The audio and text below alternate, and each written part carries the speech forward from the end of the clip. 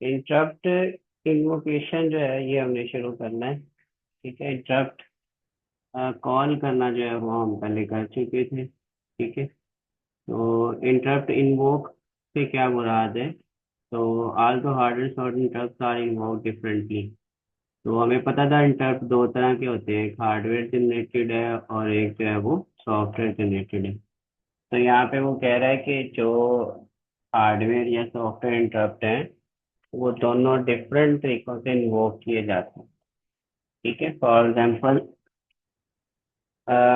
hardware interrupts are invoked by means of some hardware whereas the interrupts are invoked by means of software। तो ये तो हमें पता है कि हार्ड इंटरप्ट हार्डवेयर की किसी डिवाइस से या किसी जरिए से इन्वोक किए जाएंगे, जबकि जो सॉफ्टवेयर इंटरप्ट है वो किसी सॉफ्टवेयर के मीन से जो है वो इंटरप्ट इन्वोक होंगे।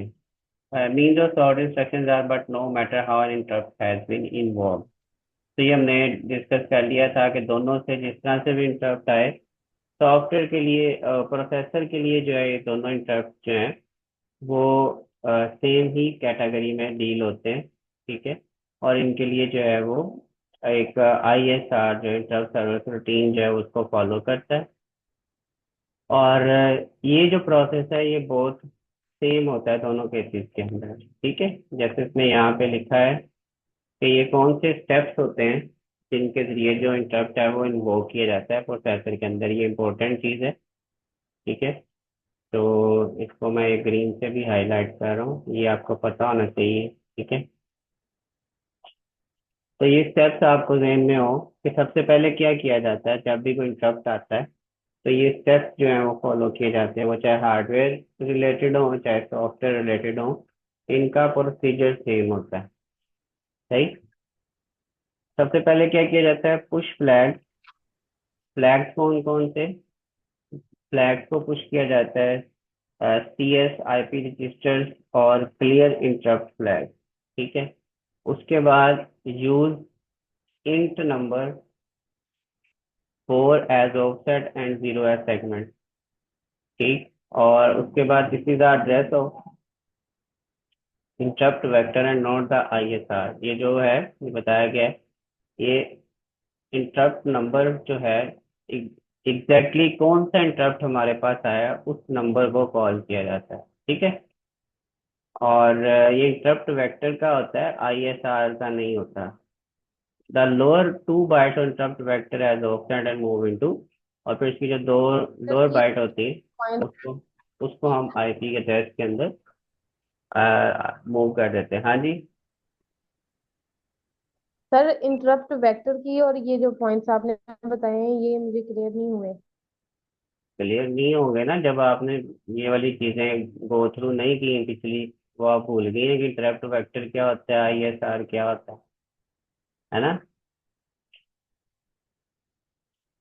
नहीं सर, ये जो आप पढ़ा रहे ना अभी वाला, इसकी समझ नहीं आ रही क्या समझ नहीं आ रही? कि ये सेकंड पॉइंट जो है ना इसमें यूज इंट, ये हैश और ये as four offset and zero as int segment. Number लिखा है, I instruction int number mean instruction number लिखा हुआ है, और एक इस चीज का इंस्ट्रक्शन नंबर है, ये बता दिया है कि इंटरप्ट वेक्टर का नंबर है कि जो इंटरप्ट आया है वो इंटरप्ट किस नंबर वाले वेक्टर को जो है वो हमने, मतलब वेक्टर एक टेबल होता है ना जिसके अंदर सारे के सारे इंटरप्ट मेंशन होते हैं। तो अब जो इंटरप्ट आया है उसका कौन सा नंबर है उस वेक्टर टेबल के अंदर, उसका यहाँ पे इंट हैश लिखा हुआ है, यानी यहाँ पे इंटरप्ट नंबर आना है बेसिकली। ठीक है, जी सर। तो उसमें से साथ उसके हम ऑफसेट, ठीक है, और 0 है सेगमेंट, ये दो चीजें हम उसमें ऐड करते हैं। और ये भी बताया है कि इसमें जो लोअर बाइट्स होंगी वो इंटरप्ट वेक्टर के तौर पे जो है वो यूज की जाएंगी, और जो आउटसेट होगा उसे मूव कर दिया जाएगा इंस्ट्रक्शन पॉइंटर के अंदर। Use the higher two bytes of vector as segment address and move into the CS register. तो जो आप वाली दो बाइट्स होंगी वो हम उसको क्या करेंगे, सेगमेंट एड्रेस के तौर पर कंसीडर करेंगे। उसके बाद ब्रांच टू ISR, फिर हम ISR में पहुंच जाएंगे। अभी यहाँ तक जो काम होगा वो इंटरप्ट वेक्टर के अंदर होगा, उसके बाद आईएसआर में आ जाएंगे, and perform the input out operation. और उसमें आईएसआर में जो सी भी हमारे पास जो है वो मेन कैटेगरी होगी उस इंटरप्ट वेक्टर के अगेंस्ट जो हमने यहाँ पे ऊपर सेट किया है, उसको कंसीडर करेंगे और इनपुट आउटपुट ऑपरेशन जो है वो हमारा परफॉर्म होगा। Return to the point of interruption by popping the 6 byte flag CS and IP. अब ये पॉइंट जरा समझने वाला है कि उस वेक्टर में से जब हम पहुंचे थे तो हमने वहां पे एक इंटरप्ट नंबर लिया, ऑफसेट लिया, ठीक है। और अब जब हम वो इंटरप्ट सर्विस रूटीन के जरिए वो सारा कॉल करने के बाद इंटरप्ट आया था उसको डील करने के बाद वापस आएंगे, तो हमने 6 बाइट जो है उसमें से पॉप करनी, पहले पुश की थी यहाँ पे देखें फ्लैग्स के अंदर, सीएस आईपी और जैसे दो दो बाइट तीनों में पुश की थी हमने, ठीक है। जब पुश कर दी तो अब हम जब वहां से वापस आएंगे तो तीनों को पॉप करना है ताकि हमें जहां से छोड़ा था वहीं पे वापस आ जाएंगे, ठीक है। ये सारे स्टेप्स हैं, समझ आ गई ये बात। जी सर। अच्छा, उसके बाद इस कैन बी एनालाइज प्रैक्टिकली और use of debug the program use to debug assembly language code by assembling and debugging. ये आगे एक कोड उन्होंने दिया है जिसको डीबग करके ये चीज समझी जा सकती है, ठीक है। तो ये हम डीबगर जो प्रैक्टिकली उसको देखेंगे चलाकर वो जो नेसम वाला है उसी के अंदर, ठीक है, कि ये हमारे पास किस तरह से प्रैक्टिकली ये चीज परफॉर्म होती है। तो ये आप थोड़ा सा इसको अपना क्लियर कर लें कंसेप्ट को, तो फिर मुझे याद करवाना किस दिन एक प्रैक्टिकल क्लास रख के, तो इसको हम रन करवाएंगे उसके अंदर और ये चीज़ ऑब्जर्व करेंगे, ठीक है। Okay sir. हाँ, ये आपने मुझे याद करवाना है, ठीक है, कि इसको करना है, कि मैं यहाँ पे छोड़ रहा हूँ। अब ये इसके ओके। साथ ये सारी इसी की डिटेल्स हैं, तो ये तभी हम डिस्कस करेंगे जब हम इसको रन कर लेंगे, ठीक है।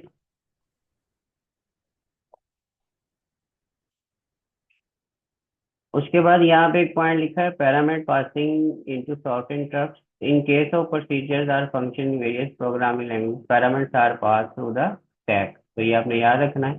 पुश एंड पॉप से भी आपको पता चल गया था, यहाँ पे भी आपको उन्होंने क्लियर कर क्लियर कर दिया है कि जब पैरामीटर पास किए जाते हैं सॉर्ट इंटरप्ट के अंदर तो हम स्टैक यूज करते हैं, ठीक है। स्टैक का कॉन्सेप्ट आपको पता है कि इसमें जो है वो हम पुश एंड पॉप करते हैं और ये हमारे पास जो है वो लाइफो मेथड जो है वो फॉलो कर रहा होता है, ठीक है। तो interrupts are also kind of function provided by the operating system, but they do not accept the parameter by stack, rather they need to pass the parameter through।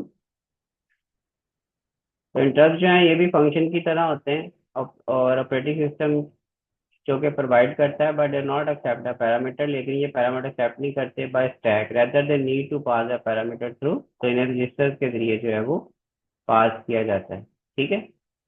तो वो कह रहा है कि जो प्रोसीजर या फंक्शंस हमने पढ़े थे, ठीक है, ये मैं जरा इस पॉइंट को, एक मिनट, अगर हम प्रोसीजर और फंक्शंस में जाते हैं, ठीक है, तो वो जो प्रोसीजर और फंक्शंस हैं, ओहो क्या हो गया इसको,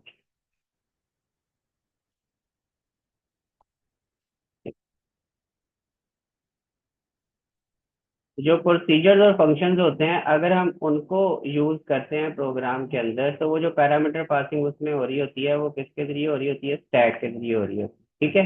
लेकिन जो हमारे पास ये इंटरप्ट्स होते हैं, इनको जो पैरामीटर पास किए जाते हैं वो ऑपरेटिंग सिस्टम जब प्रोवाइड करता है तो वो स्टैक के जरिए नहीं करता बल्कि किसके जरिए प्रोवाइड करता है, रजिस्टर्स के जरिए प्रोवाइड करता है, ठीक है। तो ये पॉइंट समझने वाला है कि इंटरप्ट्स को जो पैरामीटर्स पास किए जाते हैं वो स्टैक के जरिए नहीं बल्कि रजिस्टर्स के जरिए पास किए जाते हैं। आम फंक्शन होगा कोई या प्रोसीजर होगा तो उसमें जो पैरामीटर्स पास किए जाएंगे वो स्टैक के जरिए होंगे। ये क्लियर हो गया आपको, ठीक है। ये वैसे लॉजिकल क्वेश्चन भी है और दोनों में डिफरेंस भी पूछा जा सकता है आपसे कि क्या फर्क है पहले भी हमने एक दफा डिस्कस किया था कि दोनों में फर्क है थोड़ा बहुत, लेकिन ऑलमोस्ट ये सेम ही है। उसके बाद आती है हमारे पास सॉफ्टवेयर इंटरप्ट इन्वोकेशन। तो सॉफ्टवेयर इंटरप्ट इन्वोकेशन से क्या हमारा how various interrupt can B invoked by means of software statement. तो अभी पहले हम हार्डवेयर की बात कर रहे थे, तो अभी अगर हमारे पास सॉफ्टवेयर स्टेटमेंट के लिए इंटरप्ट होती हैं तो वो कैसे इन्वोक की जाती हैं। First there should be a way to pass parameter in the software interrupt before invoking the interrupt. Interrupt invoke करने से पहले हमें पैरामीटर जो है वो पास होने का जरिया होना चाहिए। एक तरीका, there are several method for doing, तो इसके लिए बहुत सारे मेथड हैं। One of the method is to use the pseudo variable. ठीक है, एक मेथड है कि हम सीडो वेरिएबल यूज करें। A variable can be defined a space within the memory whose value can be change during the execution. तो ये SIDO variable की डेफिनेशन आपको यहाँ से मिल जाएगी। ठीक है, ये pseudo variable क्या होता है? Variable can be defined as space which the memory whose value can be changed during the execution of the program, but a pseudo variable acts very much like the variable as its value can be changed anywhere in the program, but is not in the true variable as it is not stored in the memory। ठीक है, तो ये आम variable से थोड़ा सा इसमें फर्क है। सीडो वेरिएबल जो होता है, अगर सिंपल वेरिएबल की बात करें तो ऐसा वेरिएबल जो कि मेमोरी में हम क्रिएट करते हैं और उसकी वैल्यू जो है वो हम कहीं पे भी चेंज कर सकते हैं during the execution of the program. ठीक है, लेकिन जो सूडो वेरिएबल होगा ये भी सेम वेरिएबल की तरह ही काम करेगा, लेकिन it is not the true variable. तो ये वेरिएबल नहीं होगा, it is not stored in the memory, तो ये मेमोरी में भी स्टोर नहीं होगा। तो C programming language provider use pseudo variable to process the various register within a process. तो इसको हम मेमोरी में नहीं बल्कि कहाँ स्टोर करेंगे? रजिस्टर्स के अंदर स्टोर करेंगे। ये बात समझ आ गई है आपको कि ये हम क्या कर रहे हैं कि एक पैरामीटर पास करने के लिए जो सॉफ्टवेयर जनरेटेड इंटरप्ट होंगे उनको पैरामीटर पास करने के लिए हमें वेरिएबल की जरूरत है। ठीक है, लेकिन जो आम वेरिएबल होते हैं वो हम मेमोरी में क्रिएट करते हैं, लेकिन यहाँ पे हम सूडो वेरिएबल यूज करेंगे। और सूडो वेरिएबल जो है वो मेमोरी में क्रिएट नहीं होता बल्कि वो रजिस्टर्स के अंदर क्रिएट होता है। सही है, तो सी प्रोग्रामिंग के अंदर हमें ये फैसिलिटीज मिल जाती है। क्लियर होगी बात ये? हेलो? जी अब इसके लिए वो बता रहा है कि कौन से रजिस्टर्स हम यूज सर। कर सकते हैं। So there are various registers like AX, BX, CX, and DX within a processor, and they can be directly accessed in the program by using the respective pseudo variable by just attaching the। तो हम इन registers के अंदर pseudo variable जो है वो create कर सकते हैं। ये हमें AX, BX, CX और DX उसने बता दिए। और इसका तरीकाकार क्या होगा कि हमें कोड के साथ जो है वो अंडरस्कोर लगानी होगी बिफोर द रजिस्टर नेम। तो हम इस तरह से करके एक सूडो वेरिएबल बना सकते हैं। तो ये ए एक्स से पहले हम अंडरस्कोर लगा देंगे तो ये एक वेरिएबल बन जाएगा और इसमें हम इस तरह से डाटा स्टोर करवा सकते हैं। ठीक है, और पैरामीटर पास कर सकते हैं। तो after passing the appropriate parameter interrupt can be directly invoked by calling the get interrupt function. और ये कैसे हम हासिल कर सकते हैं? गेट इंटरप्ट फंक्शन के जरिए हम इसको कॉल करेंगे। And interrupt number needs to be pass as a parameter. और कौन सा इंटरप्ट नंबर होगा वो हम इस पैरामीटर के अंदर यानी यहाँ इस दायरे के अंदर लिख देंगे। इस तरह से हम इन्वोक कर सकते हैं, पैरामीटर पास कर सकते हैं। यहाँ तक समझ आ गया सॉफ्टवेयर जनरेटेड इंटरप्ट में पैरामीटर कैसे पास होते हैं और इन्वोक कैसे होता है। हाँ हेलो?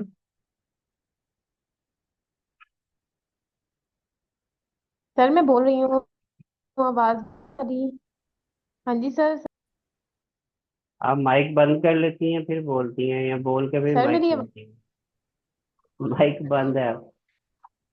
सर जी के जो हार्ड डिस्क होती है और जी। जो मेमोरी सिस्टम होता है जिसमें जो रजिस्टर कैश और मेन और सेकेंडरी मेमोरी होती है, जो हार्ड डिस्क होती है उसमें और मेमोरी में क्या फर्क होता है? हाँ, गुड क्वेश्चन, ये बड़ी जल्दी नहीं पूछ लिया। जो हार्ड डिस्क होती है ना वो हमारे वैसे पास, सर मुझे मैं बताता हूँ। आप जो हार्ड डिस्क होती है वो हमारे पास सेकेंडरी स्टोरेज कंसीडर होती है, ठीक है। हार्ड डिस्क को हम मेमोरी नहीं बोलते, पहली बात तो ये, ठीक है। और जो मेमोरी होती है वो हमारे पास रैम को हम मेमोरी बोलते हैं, जो प्राइमरी स्टोरेज होती है, ठीक है। और हार्ड डिस्क परमानेंट होती है, जबकि जो मेमोरी है या रैम वगैरह है ये वोलेटाइल होती हैं, ये परमानेंटली टेम्परेरी होती है, सही। और जो रजिस्टर्स वगैरह हैं या ये कैशे हैं, ये प्रोसेसर के अंदर यानी सीपीयू के अंदर होती हैं, ये ना रैम होती है ना हार्ड डिस्क होती है, ठीक है। हाँ जी सर ठीक है।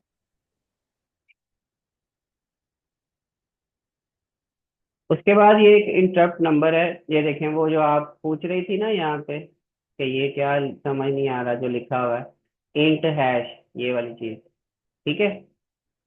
तो ये अब नीचे यहाँ पे आपको एग्जांपल में ये पता चल गया, लिखा हुआ है इंटरप्ट नंबर 21H, ठीक है। तो ये वही इंट नंबर 21H, क्लियर है। उसके बाद सर्विस नंबर 9 डिस्क्रिप्शन, ठीक है। ये क्या है कि वो कह रहा है कि हम एक एग्जांपल के जरिए इसको समझते हैं कि जो हमने ऊपर ये सारा डिस्कस किया है कि कैसे पैरामीटर पास होगा।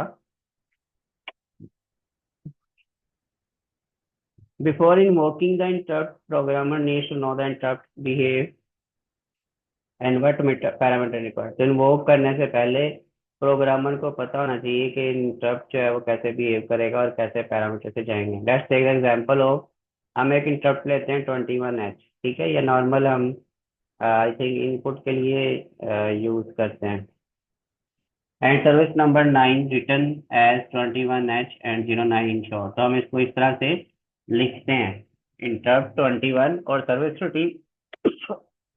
इंटरप्ट वेक्टर में इसका नंबर होगा 21H, और इसके अगेंस्ट जो ISR या इंटरप्ट सर्विस रूटीन होगी उसका नंबर क्या है, 9, ठीक है। अब ये दोनों आपको इस चीज पे आके यहाँ पे क्लियर हो गया होगा कि ये जो दो चीजें लिखी हुई थी, ठीक है, इंटरप्ट नंबर और सर्विस नंबर।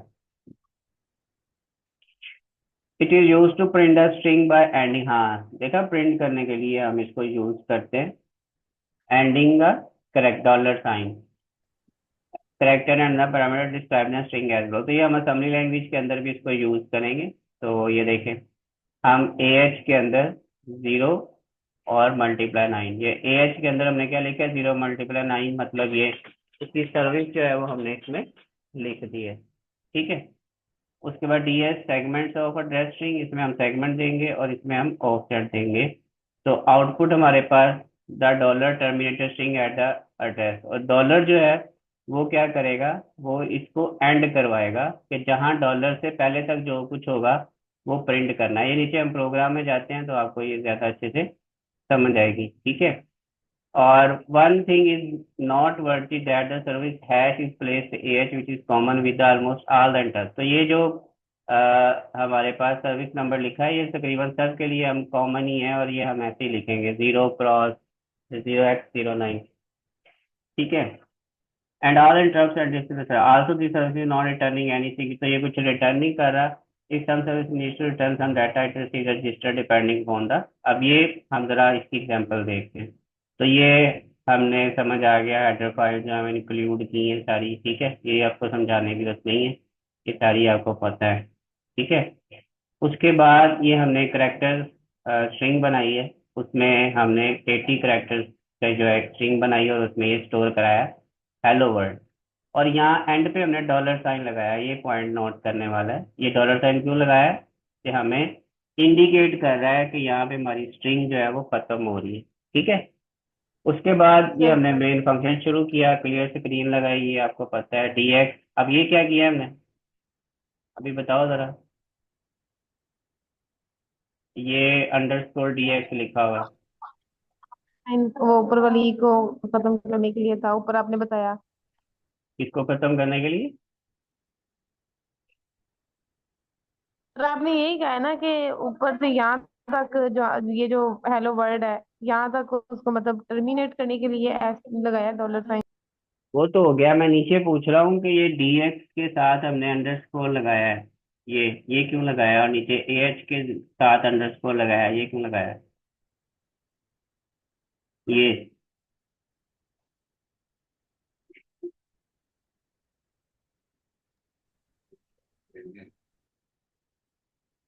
ये सारे लेक्चर बाद में रिकॉर्डिंग ही सुननी है, तो हम लाइव क्यों पढ़ रहे हैं? सर इसकी बुक नहीं ना ली, दूसरी मेरे पास बुक है असेंबली लैंग्वेज की।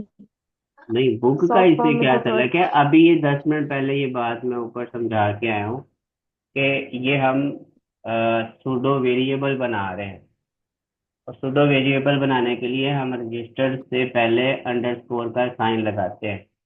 ये अभी 10 मिनट जी पहले सर। की बात। जी सर वैसे ही है। ऐसी तब मतलब ध्यान नहीं था ना। नहीं सर, मैं ध्यान मेरा था वैसे, स्किप हो गया माइंड से।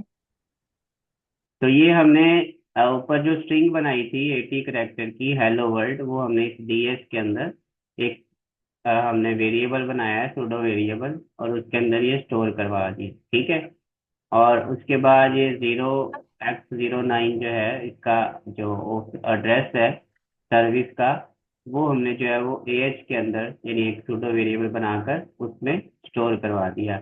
और ये हमें पता है कि गेट इंटू इंटरप्ट ये हम फंक्शन यूज करते हैं वो करने के लिए। और 21 क्या है हमारे पास, ये हम ऊपर बता चुके हैं कि हम 21h इंटरप्ट नंबर जो है वो इसको एज अ पैरामीटर यहाँ पे दे रहे हैं, ठीक है। ये 21 जो हमने दिया है ये इंटरप्ट नंबर है, ठीक है, ये हमने इसको एज अ पैरामीटर देना है। और गेट ch का आपको पता है क्यों लगाते हैं, ठीक है। तो ये सारा प्रोग्राम समझ आ गया आपको? कोई ऐसी यहाँ पे। लाइन? हाँ जी, आपकी आवाज नहीं आ रही, माइक बंद है। हेलो,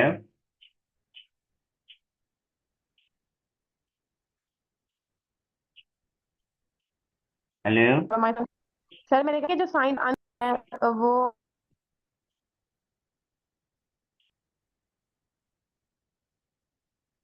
आप मुझे मैसेज थोड़ा करके सा पूछ लें क्वेश्चन, ऐसे माइंड में आवाज नहीं। नहीं आती।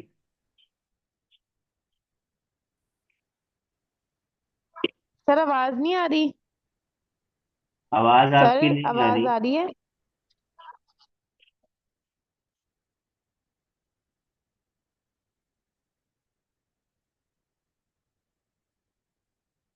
क्या अनसाइंड क्या पूछ रही हैं आप?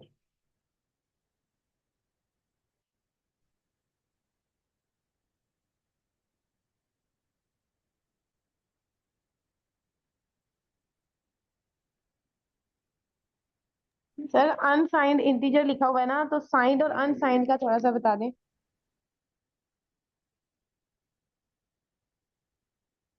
अच्छा, अनसाइंड इंटीजर से मुराद है कि इसमें हम कंसीडर नहीं कर रहे पॉजिटिव और नेगेटिव को, ठीक है। अगर साइंड इंटीजर होता तो हम पॉजिटिव और नेगेटिव यहाँ पे कंसीडर करते हैं इंटीजर को। तो ये अनसाइंड इंटीजर है, यानी इसमें पॉजिटिव नेगेटिव कंसीडर नहीं होगा, प्लस और माइनस कंसीडर नहीं होगा, ठीक है।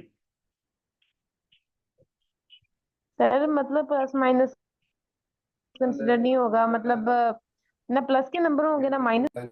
देखिए, हमारे पास जो इंटीजर्स होते हैं वो दो तरह से होते हैं, एक इंटीजर पॉजिटिव इंटीजर होते हैं, ठीक है, और एक इंटीजर नेगेटिव इंटीजर होते हैं जिनके साथ माइनस का साइन लगता है, सही है।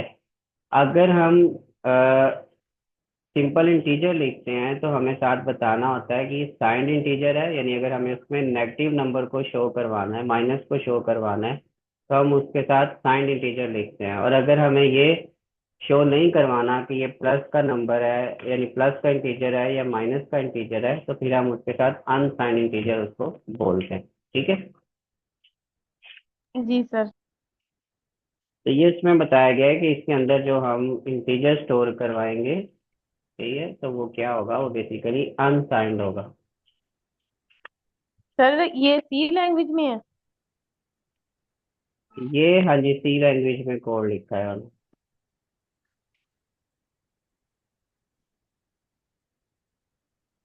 सर ये जो अंडरस्कोर वाली बात आपने बताइए, मतलब पहले हम लोग वेरिएबल बनाते थे, यहाँ पे ए एच और डी एक्स और ए एच को ही वेरिएबल।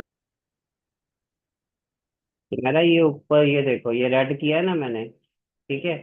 इस रेड से नीचे ये सारी बात लिखी है कि हमारे पास, चूंकि जब हमने सॉफ्टवेयर जनरेटेड इंटरप्ट को पैरामीटर देना होता है तो उसके लिए हम एक मैकेनिज्म यूज करते हैं। आम जो हमारे पास वेरिएबल होते हैं उनको हम मेमोरी में क्रिएट कर लेते हैं, लेकिन जो हमारे पास सूडो वेरिएबल्स होते हैं वो हम क्रिएट करते हैं रजिस्टर्स के अंदर, ठीक है। तो उसका तरीकाकार ये होता है कि हम रजिस्टर्स के नाम से पहले अंडरस्कोर लगा देते हैं। तो इस तरह से अब ये एक वेरिएबल कंसीडर होगा, इसमें हम डाटा स्टोर करवा सकते हैं, ठीक है। जैसे अभी हमने ये स्ट्रिंग बनाई थी, ये हेलो वर्ड वाली, तो ये हमने स्टोर करवाई है डीएक्स के अंदर, यानी डीएक्स वेरिएबल के अंदर, सूडो वेरिएबल के अंदर। इसको एज अ पैरामीटर चूंकि हमने पास करना है, ठीक है। ओके सर, समझ आ गई है। ठीक है, तो आगे ये एग्जांपल जो है, अब मैं आपको मजीद आगे नहीं लेके जाऊंगा, ये प्रोग्राम आपको समझा दिया है। अब ये इससे नीचे जो चीजें लिखी हुई हैं, ठीक है, इसको आप रीड आउट करो। ये जो प्रोग्रामिंग लिखी है इसको छोड़ दो, इसमें जो एग्जांपल थी वो मैंने बस आपको समझा दी, वो काफ़ी है, ठीक है। इसको रीड आउट करो और यहाँ तक, फिर इससे आगे हम इसको शुरू करेंगे। ये एक फंक्शन इंट 86 है, ठीक है, ये उसकी एग्जांपल है, और ये आगे फिर हम इसको लेके चलें, सही है। लेकिन ये अगली ओके सर। चीज़ें अब तब समझ आनी है जब पिछले कॉन्सेप्ट आपके क्लियर होंगे। तो अगर नहीं क्लियर है तो उनको या तो जी। पढ़ लो या लेक्चर सुन लो, प्रीवियस सारी वीडियोस मैंने अपलोड कर दी है, तो वहां से आप सुन सकते हो, ठीक है।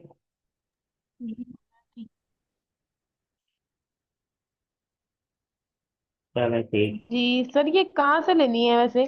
यहाँ जूम के लिंक के ऊपर है? क्या कहाँ से लेनी है? ये जो जूम मीटिंग्स हैं, जितनी भी रिकॉर्डिंग ये सारी है। मैंने आपको एक प्ले लिस्ट का लिंक भेजा है यूट्यूब का, उस प्ले लिस्ट में ये सारी वीडियोस हैं यूट्यूब पे। अच्छा अच्छा, सही। सर वो प्लीज दोबारा सेंड करिएगा, शायद आपने पहले किया होगा, हाँ आप मोबाइल चेंज किया है ना। मैं आपको दोबारा बता देता हूँ, ये देखो, एक मिनट। ओके।